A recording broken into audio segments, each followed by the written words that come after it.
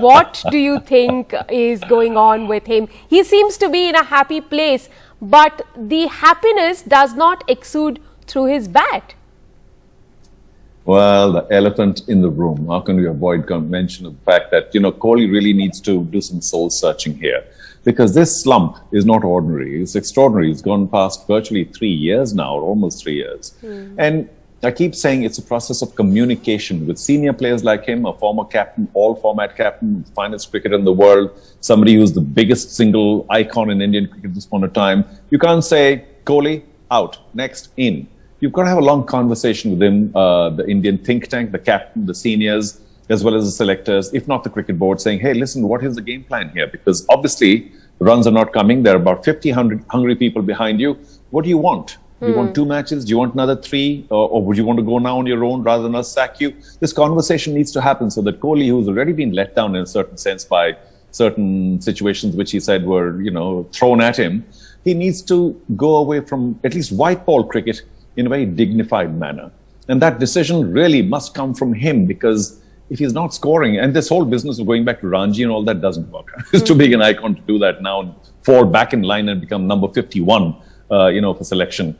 So really, yeah, he's not helping himself with these knocks and typically the manner in which he gets out. I mean, I know everybody gets out outside the off stump through a nick, but it's just it's one knock too many, it's one step too many, and I sense, maybe you heard it first here, that maybe Kohli will see light now and say, okay, listen, what do I really need now? I don't need the game. And the game doesn't need me. No, it needs all the youngsters. So maybe he will announce that not only T20, which is a bigger monkey right now on everybody's backs because of the T20 World Cup, but even the ODIs. I think Kohli will probably say, okay, enough white ball cricket. He's often said that test is the ultimate test. Test matches are the ultimate test. And maybe he'll keep himself for more glory in test matches. That, to my mind, is possibly the best way forward for him.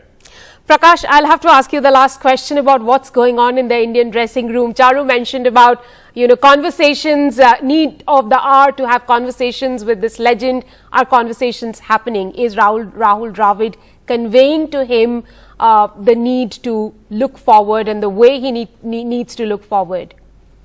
Well, Charu living in Bangalore probably knows Rahul better than I do. I have no access to, obviously, conversations in the dressing room, but looking at it from the outside and hearing what one is, Rika, I think, look, this change from the previous management in the dressing room to now is a change of personalities, and it's not a simple change.